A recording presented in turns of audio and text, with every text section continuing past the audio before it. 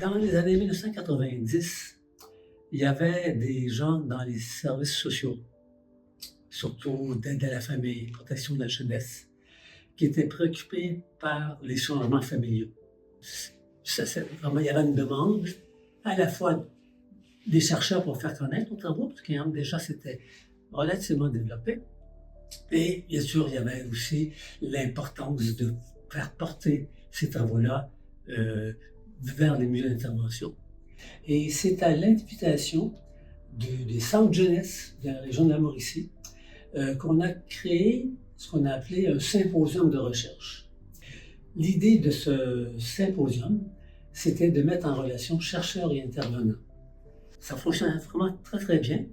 En cours de route, je me suis aperçu qu'il y avait à la fois un autorat, je veux dire, des auteurs qui n'avaient pas de place où publier leurs travaux. C'est nous qui étions presque la seule voie des publications. Et il y avait un lectorat quand même ouvert, attentif, intéressé, etc.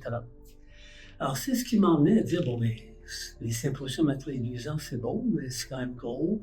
Puis la recherche, c'est pas de 2 ans en 2 ans que ça se publie. Donc, il y a place pour des revues, une revue scientifique dans ce domaine-là. Alors, donc, comment j'ai fait pour partir la revue? Bon, j'ai pris la direction de la revue, je connaissais un petit peu comment ça allait, j'avais une secrétaire de direction, puis j'ai le comité scientifique, je me demandais le comité scientifique du CNRFQ, naturellement.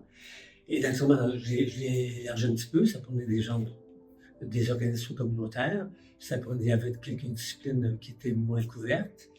Ça me prenait un comité international de conseil, mais j'avais déjà fait un colloque sur les jeunes, un colloque sur les générations et tout. Donc, je me suis inspiré des gens que je connaissais dans les milieux internationaux. Toutes les universités étaient représentées. Disons-là un petit peu moins les milieux d'intervention. Et avec un comité conseil international qui va de soi, là, qui a été quand même assez utile pour, parfois, surtout pour ouvrir notamment les premiers numéros de la revue. Parce qu'il faut pas. Le problème, c'est non seulement de partir de revue, mais avoir des textes, naturellement. Donc, les premiers numéros, c'était plutôt souvent par nos contacts et nos connaissances que ça s'est créé. J'avais un noyau. J'étais chanceux, j'avais un noyau, j'avais un financement, j'avais une infrastructure qui ont. C'est peut-être, vous lisez sur l'art, je dis presque la façon dont c'est parti.